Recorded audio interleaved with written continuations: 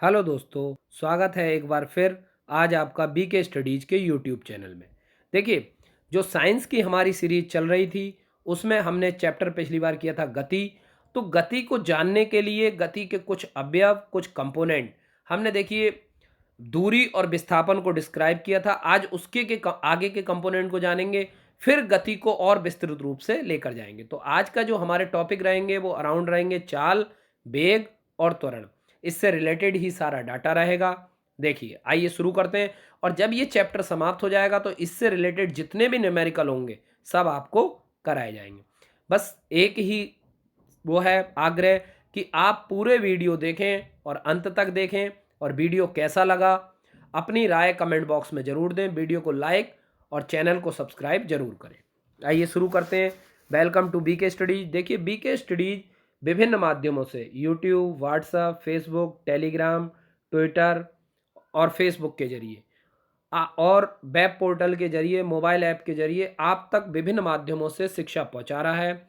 आप बने रहिए और आने वाली परीक्षाओं में अच्छे रिजल्ट के लिए आशावान रहिए। हम आपके लिए पूरी तरह तत्पर हैं। आइए शुरू करते हैं आज का टॉपिक, चाल, वेग तथा त्वरण, स्पीड, वेलोसिटी एंड एक्सेलरेशन। देखिए, चाल और वेग। अच्छा, हमने पिछले में ये तो कर लिया था कि वस्तु किसी स्थिति समय के साथ परिवर्तित होती रहती है। तो अगर वस्तु किसी स्थिति या समय के साथ परिवर्तित हो रही है तो वस्तु कैसी है? गतिशील है। लेकिन अभी भी हम ये बताने में असमर्थ हैं कि वस्तु की गति कितनी है, अर्थात कितनी तेज गति कर रही है। पिछले चैप्टर में कहीं भी इस बात पर चर्चा नहीं की थी। वस्तु की गति का मापन करने के लिए हमें चाल और वेग काम में लिए जाते हैं। देखिए, वस्तु की गति का मापन के लिए हमें कौन सी चीज़ें प्रयोग की जाती हैं? एक चाल और एक वेग। तो आइए शुरू करते हैं चाल पर। देखिए, किसी वस्तु का चाल क्या होती है? तो चाल देखिए, स्पीड, किसी कण या वस्तु द्वारा एकांक समय में चली गई दूरी को क्या कहते हैं? चाल कहते हैं। यानी कहने का मतलब ये है डी वाई डी टी और एक्स। अगर दूरी एक्स है तो तुम्हारी स्पीड क्या होगी? D x upon D T.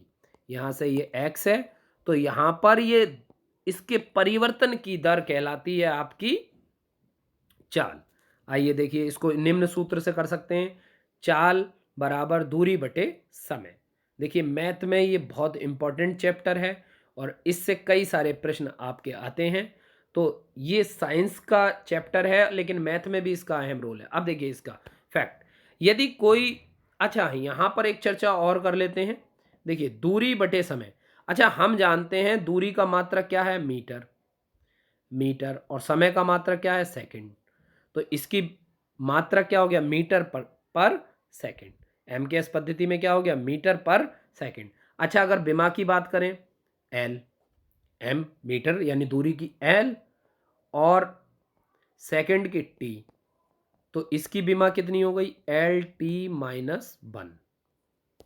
तो याद रखेंगे ये। आगे बढ़ते हैं।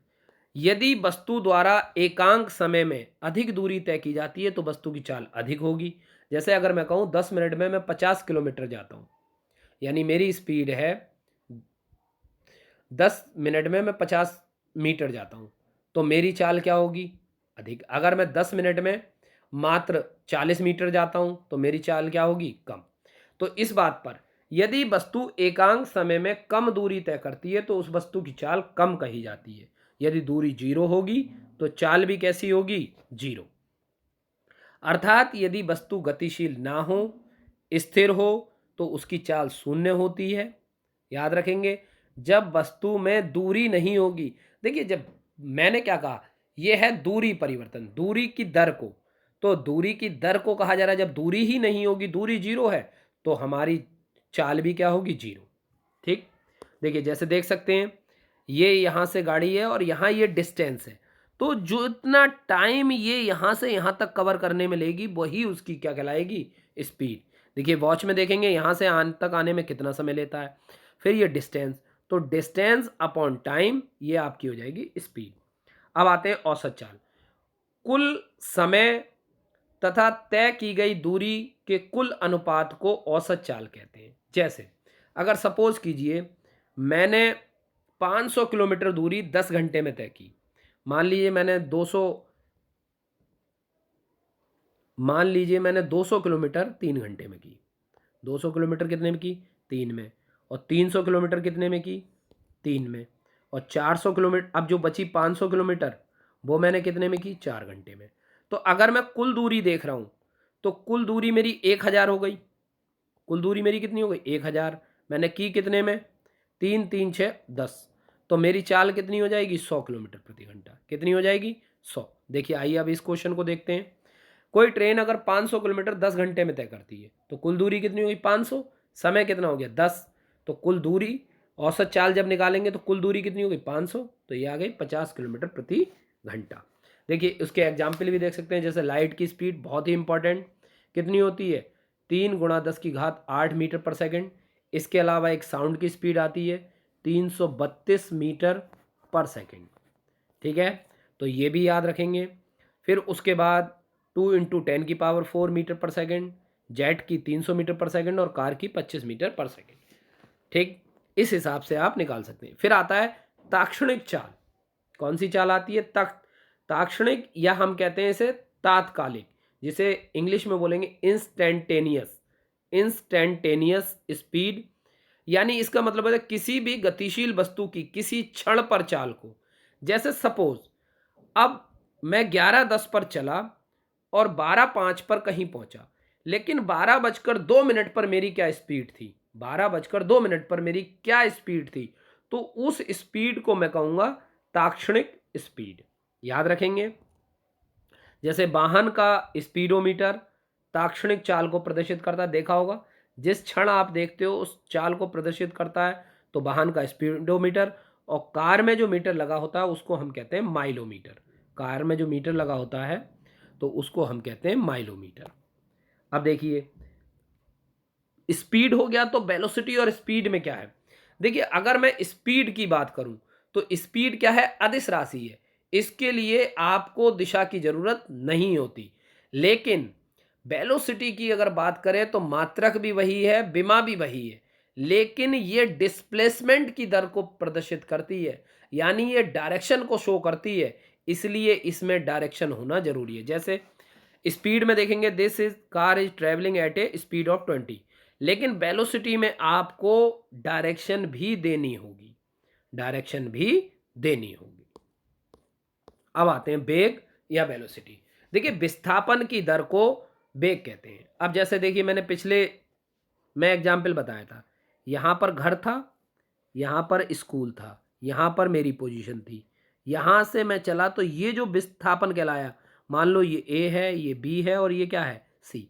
तो विस्थापन क्या कहलाएगा? यहाँ से यहाँ तक की डिस्टेंस यानी ए सी, और अपॉन जो भी टाइम लगा तो ये विस्थापन कहलाएगा। जैसे सपोज इसको अगर हम चेंज कर लेते हैं तो चेंज क्या है? अगर यहाँ पर डिस्टेंस x1 है, x0, और यहाँ पर x1 है, तो यहाँ से यहाँ तक डिस्टेंस हो गई, तो डिस्टेंस कितना हुआ? x1 - x0, और टाइम कितना लगा यहाँ से? t। तो ये हो जाएगा आपका विस्थापन परिवर्तन की दर, जिसे हम कहते हैं वेग। देखिए सदिश राशि है, मात्रक सेम है। यदि किसी वस्तु की स्थिति में समय के साथ परिवर्तन हो रहा है जिसके कारण वस्तु में विस्थापन उत्पन्न हो रहा है, तो एकांक समय में जितनी विस्थापित हो रही है उसे उस वस्तु का क्या कहते हैं? वेग कहते हैं। क्या कहते हैं? वेग कहते हैं। अब आता है औसत वेग। किसी वस्तु के कुल विस्थापन तथा उस विस्थापन में लगे कुल समय के अनुपात को औसत वेग कहते हैं। वही चीज जो मैंने बताई, औसत वेग और औसत विस्थापन। देखिए अब औसत वेग आपको देना है कि जगह जगह समय के साथ विस्थापन हो रहा है, तो उसी के आधार पर हम औसत वेग निकाल सकते हैं। फिर आता है ताक्षणिक वेग। फिर वही चीज आएगी। ताक्षणिक वेग क्या होता है? तो तात्कालिक, किसी क्षण पर अत्यंत सूक्ष्म समय अंतराल, जैसे 1 सेकेंड या 2 सेकेंड द्वारा वस्तु में तय किए गए अत्यंत सूक्ष्म विस्थापन और सूक्ष्म समय अंतराल के अनुपात को तात्कालिक वेग कहते हैं। जैसे आपने देखा होगा स्पीड गन। स्पीड गन से जब हम स्पीड मापते हैं, आंकते हैं, तो वो कौन सा दिखाती है? ताक्षणिक वेग दिखाती है। कौन सा दिखाती है? ताक्षणिक वेग। अब आता है त्वरण। हम जानते हैं किसी वस्तु का वेग स्थिर नहीं रहता। देखिए अब यहां पर मेन चीज समझने वाली क्या है, हमारे पास दूरी थी, हमारे पास फिर विस्थापन था। दूरी की परिवर्तन की दर क्या बनी, चाल, और विस्थापन के परिवर्तन की दर क्या बनी, वेग। लेकिन अब हम जानते हैं कि वेग स्थिर नहीं रहता, किसी क्षण अधिक और किसी क्षण कम रहता है या गति करती है, तो ये परिवर्तन होता रहता है। यानी वेग में होने वाला परिवर्तन, याद रखेंगे किसमें, वेग में होने वाला परिवर्तन क्या कहलाता है, त्वरण कहलाता है। याद रखेंगे वेग में होने वाला परिवर्तन त्वरण कहलाता है। यदि वेग में ऋणात्मक परिवर्तन हो रहा है तो इसे हम रिटार्डेशन या मंदन कहते हैं। यदि वेग में ऋणात्मक परिवर्तन हो रहा है तो इसे रिटार्डेशन या मंदन कहते हैं। देखिए देख सकते हैं, अगर कार सामने की दिशा में बढ़ रही है तो इसे हम क्या कहेंगे, पॉजिटिव एक्सीलरेशन। अगर पीछे की ओर बढ़ रही है तो नेगेटिव एक्सीलरेशन। अब आते हैं औसत त्वरण। वस्तु के वेग में हुए कुल परिवर्तन में लगे कुल समय के अनुपात को औसत त्वरण कहते हैं। यानी कुल परिवर्तन और कुल समय के अनुपात को हम क्या कहते हैं, औसत त्वरण कहते हैं। औसत त्वरण बराबर कुल वेग में परिवर्तन बटे परिवर्तन में लगा समय। देखिए जब इसके न्यूमेरिकल, ज़्यादातर इसके न्यूमेरिकल पूछे जाते हैं, तो जब मैं इसके न्यूमेरिकल कराऊंगा तो उसको याद रखेंगे। और एक चीज़ और, यहाँ पर एक चीज़ हमेशा याद रखने की है कि चाल अपॉन वेग ऑलवेज ग्रेटर देन 1। यानी आप कह सकते हैं कि चाल या तो वेग के इक्वल होगी या वेग से ज़्यादा होगी। चाल की वैल्यू हमेशा, अगर इसको हम इस रूप में लिख लें, चाल ग्रेटर देन वेग, तो कहने का मतलब है या तो चाल हमेशा वेग से बराबर होगी या फिर बड़ी होगी। इस बात का याद हमेशा रखें। ठीक है, चलो आगे बढ़ते हैं। अब आता है विस्थापन समय ग्राफ। देखिए आप पहला ग्राफ देख रहे हैं। अब पहले ग्राफ में बाई अक्ष जो दिखा रहा है, बाई अक्ष आपके विस्थापन यानी डिस्प्लेसमेंट को शो कर रहा है और एक्स अक्ष आपका टाइम को शो कर रहा है। ये कंटिन्यूस है। अब देखिए समय के साथ विस्थापन में कोई परिवर्तन नहीं हो रहा है, यानी समय विस्थापन ग्राफ में अक्ष के समांतर समान सरल रेखा में है तो उसका विस्थापन क्या है, शून्य। अब देखिए विस्थापन तो शून्य है, कोई विस्थापन नहीं है, शून्य है, तो वस्तु किस अवस्था में होगी, तो यहां पर जो वस्तु होगी वो कौन सी अवस्था में होगी, वो होगी ब्रह्मावस्था में। यहां पर आप कौन सी अवस्था डालेंगे, ब्रह्मावस्था। ठीक, बढ़ते हैं नेक्स्ट की तरफ। देखिए अब दूसरे को देखिए, नियत वेग से दूर जा रही है वस्तु समय के साथ, जैसे समय बढ़ रहा है वैसे वैसे विस्थापन भी बढ़ता चला जा रहा है। तो यहां देखेंगे यदि समय विस्थापन ग्राफ की भांति एक तिरछी सरल रेखा के रूप में है तो वस्तु एक समान वेग में गतिशील है, क्योंकि सभी बिंदुओं पर ढाल समान है, क्योंकि विस्थापन समय के साथ साथ बढ़ रहा है, अतः वस्तु समान वेग से बिंदु से दूर जा रही है, समान वेग से दूर जा रही है। यानी अगर इसको हम इस तरीके से मिलाएंगे तो ये जितनी भी रेखाएं बनेंगी तो ये इस तरीके से ये रेखाएं क्या बनती हैं, सीधी। ठीक है, बढ़ते हैं आगे। तीसरे में देखेंगे नियत वेग से निकट आती वस्तु। अब देखिए नियत वेग से कैसी आ रही है, निकट आती, यानी दूर थी अब निकट आ रही है समय के सापेक्ष। यदि विस्थापन ग्राफ नीचे की भांति उतरती हुई एक तिरछी सरल रेखा है तो निष्कर्ष निकलता है निकट आ रही है, यानी विस्थापन समय के साथ साथ घट रहा है। फिर आता है बढ़ते हुए वेग से गतिमान। तो यहां पर देखेंगे यदि समय विस्थापन ग्राफ की भांति एक वक्र है तो उसका ढाल समय के साथ साथ बढ़ता जाता है, अतः वस्तु का वेग क्या हो रहा है, इंक्रीज। तो ये जो है वस्तु के बढ़ते वेग को प्रदर्शित करेगा। अब बढ़ते हैं, देखिए फिफ्थ में बढ़ते घटते वक्र यानी गतिमान वस्तु विस्थापन और समय देखेंगे। यदि समय विस्थापन ग्राफ की भांति एक ऐसा वक्र है जिसका ढाल कभी बढ़ता हुआ कभी घटता हुआ है तो इसका अर्थ है कि वस्तु समान वेग से गतिशील है, इसका वेग कभी बढ़ता हुआ कभी घटता हुआ होगा। देखिए देख सकते हैं। फिर आता है अनंत वेग से गतिमान। देखिए अनंत वेग से यानी कि बाई अक्ष के सापेक्ष पल में, मतलब पलक झपकते ही आंखों से ओझल हो जाना। तो यदि समय विस्थापन ग्राफ की यदि एक ऐसा वक्र है जिसका ढाल अनंत है तो इसका अर्थ हुआ गतिमान वस्तु अनंत वेग से गतिमान है, जो कि असंभव है। तो कभी पेपर में पूछ लिया जाता है कि असंभव वक्र कौन सा है, तो असंभव वक्र करके पेपर में आ जाएगा, तो आपको बनाना है ये वाला चित्र या उसमें से ऑप्शन में से ये सेलेक्ट करना है। विशेष तौर पर रेलवे में इस तरीके के प्रश्न पूछे जाते हैं।